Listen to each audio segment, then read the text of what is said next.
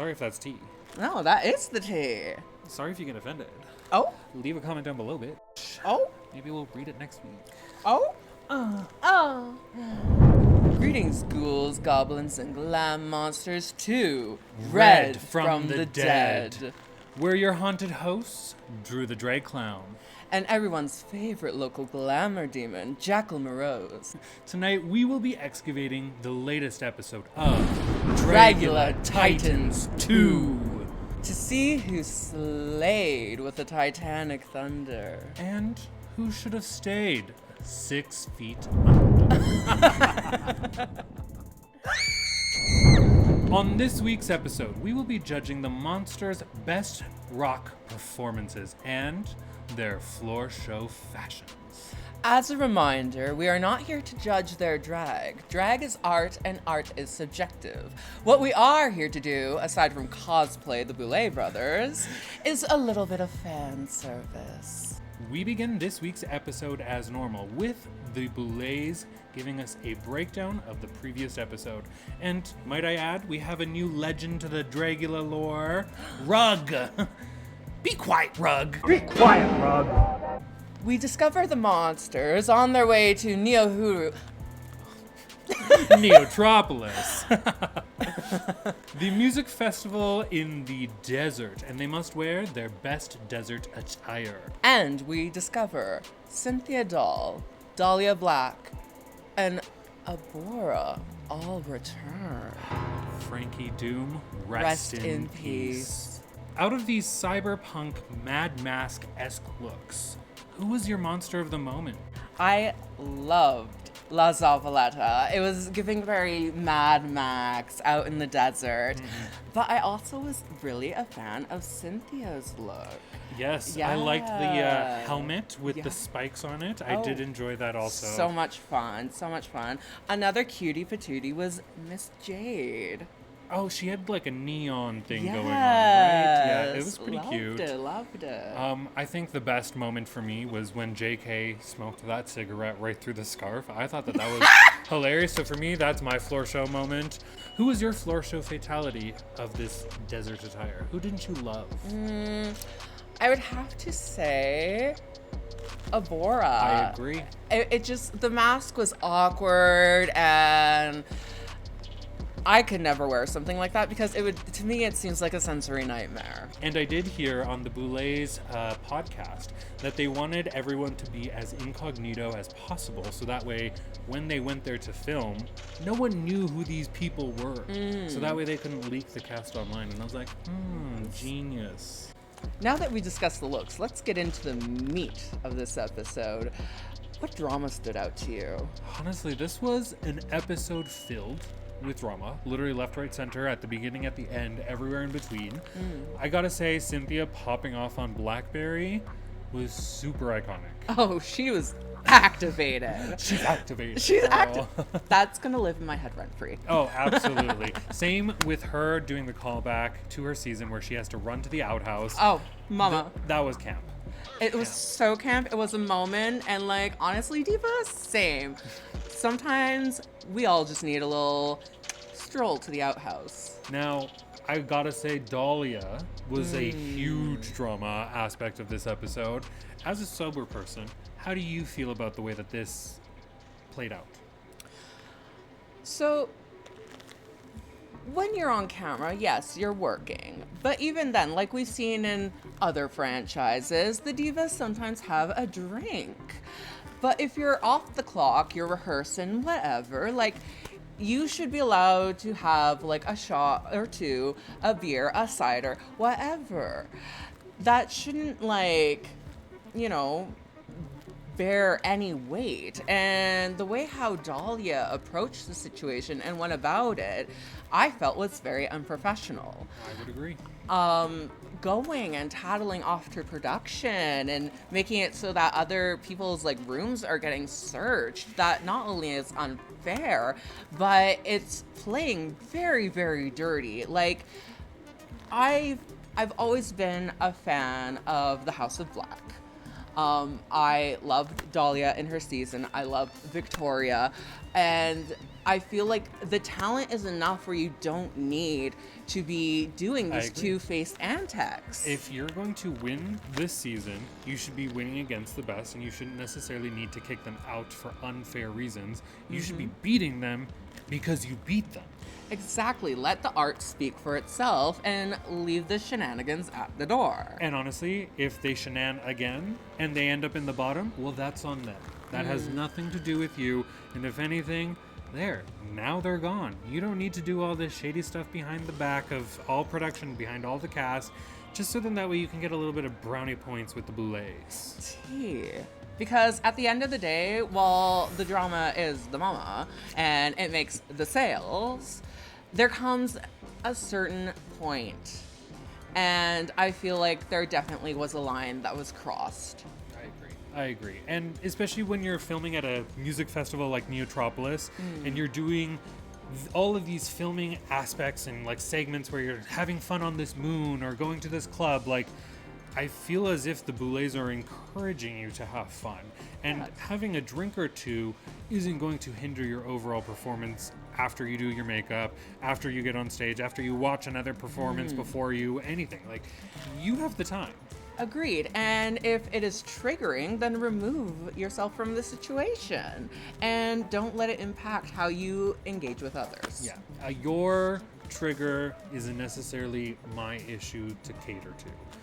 I do think that you should be kind to it, but it is not for me to manage your issue.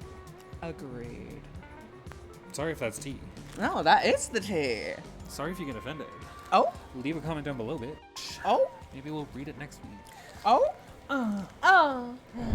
After a full day of drinking on the moon and Kay in the club, Israel ushers the monsters back to a room in Neotropolis where we discover this week's challenge. I mean, I would like him to usher me into a room. Honestly, like, woof, daddy. Like, inspiration slightly there. And what was the challenge again this week, if you could remind me? This week's challenge was Monsters of Rock, Cyber Pussy. Now, before we get into the full floor show, I want to know, what did you think of Dracmorta's and Swanthula's look? Very fun. It seemed like it was coming like right out of a comic book. Yes, especially with those like tendrils right on the Oh, titties. that was hot. Also, the way how their hair just stayed so laid under those helmets. The Daft Punk of it all. Oh, mama. For Team 1, we have Mech fucks. And with that, we have Abora, Jade, Disasterina, Sigourney, and Blackberry. Not to pick favorites, but Big that's favorites. what I'm here for. Abora and Sigourney were definite standouts within the performance. And I've had the pleasure of seeing Sigourney in person a few times, and as always, never disappointed. She brought it, she commanded the stage, and I feel like it was a really good match, especially with having Abora like just towering over and being this like monster Yeah. of like a gremlin on stilts. It was amazing. The way that she was spinning around. Oh, I was both terrified for the people in the audience, but Seriously. also the way that my brain went to The Hills Are Alive.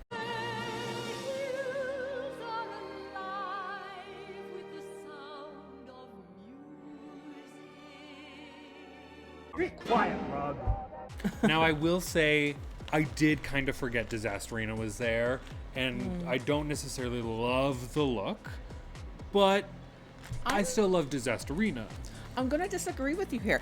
I thought the look was fun. It was like very Ziggy Stardust-esque, but like with a bit of a cartoony flair. Now, for Team 2, Skin Tag.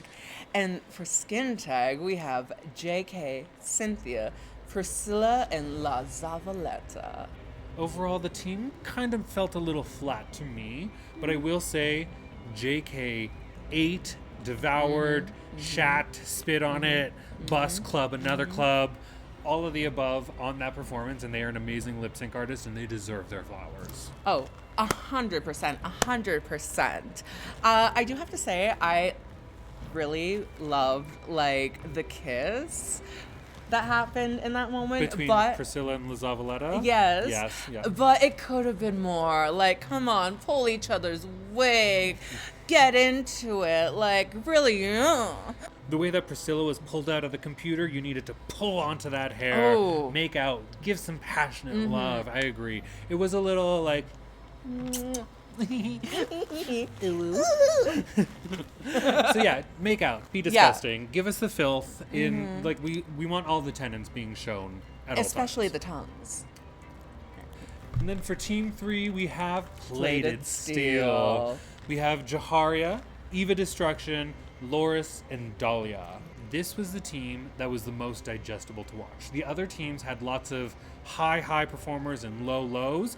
This was the most I could sit back, chill, relax, and enjoy the show. And I also got to say, Eva, that's all.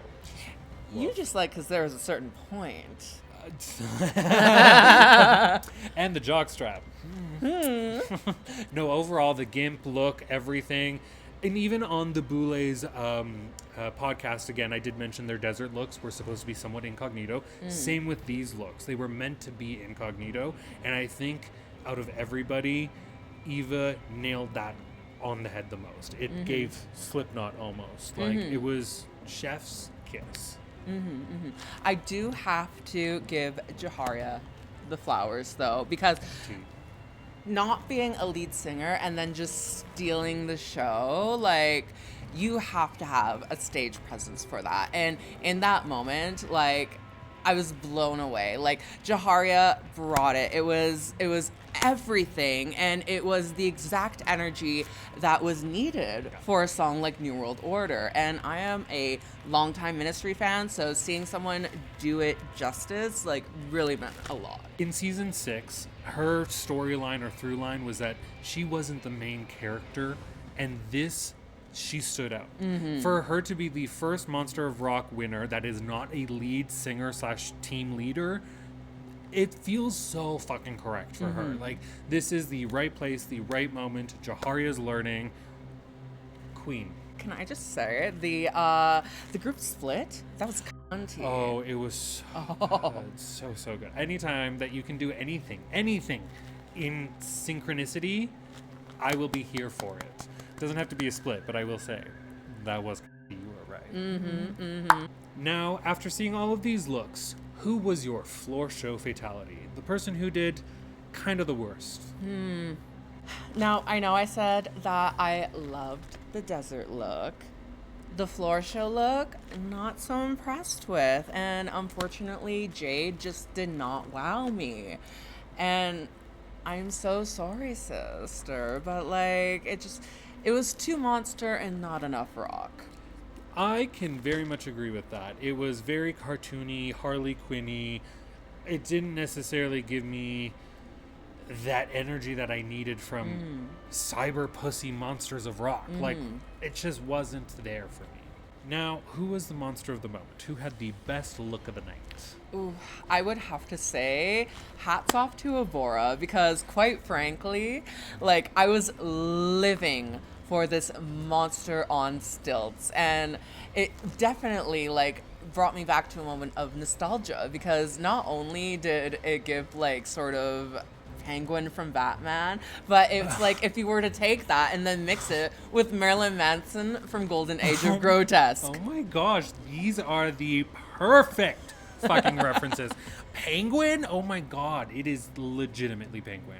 It is. And then, Absolutely. you know, mixed with Marilyn Manson, you get the beautiful Penguin. And I was living for it.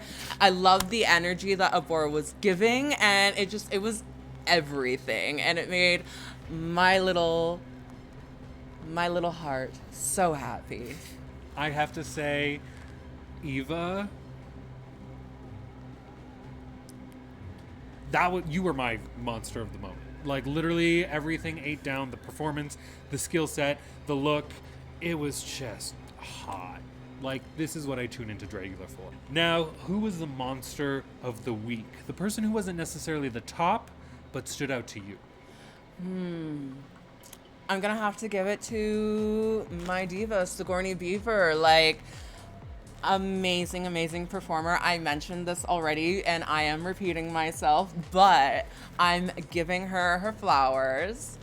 She is a favorite for sure, and she did not disappoint.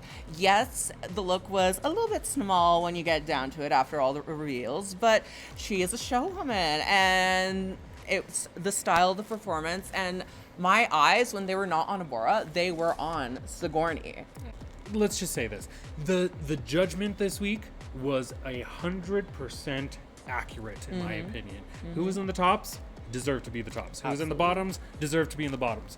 But out of the people who were the monsters of the week, yes, Sigourney ate, and I also gotta give a little bit of props to Dahlia. I think she looked fantastic, especially when she had the wig on. And sure, she could have umphed it up a little bit more during her performance. But again, this is just me saying, like, someone who's not the top, who did well. And you did well. Yeah. But the judging was accurate this week. Agreed.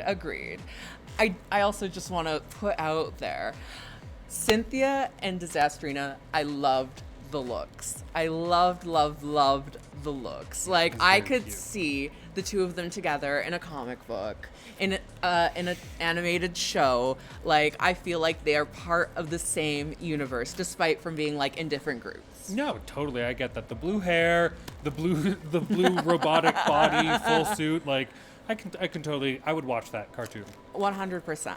Now for the Crypt Keeper comments. We had Terry5608 say that they enjoy Disasterina, girl, me too, and that they want Sigourney for the win. Girl, I me agree. too. Yeah, like, period. Yes. So Terry5608, you ate with that one. Thank you for very much. Wow. Thank you very much for commenting on our video. It's very appreciated. And thank you to everyone else who also liked and shared our video, as well as commenting on it below. We appreciate it from the very bottom of our black little hearts. And that, my darlings, was this week's descent into Dragula madness. If you liked the gore, glamour, and gutting reads, make sure to like and subscribe. And leave a little blood offering in the comments. And we just might read those Crypt Keeper comments next week. Until next time, Stay deadly. Boo.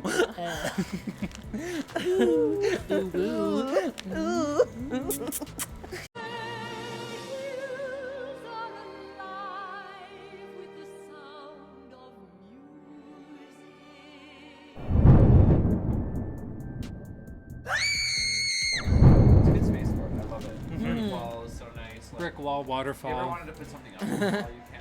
Kirky thinks he's got it all, but he don't. And I do. So boom with that attitude. Peace punch, Captain Crunch. I got something you can't touch. Bang bang, choo choo train. Let me up and do my thing. Reese's Pieces 7 Up. Mess with me, I'll mess you up. Be quiet, Rug.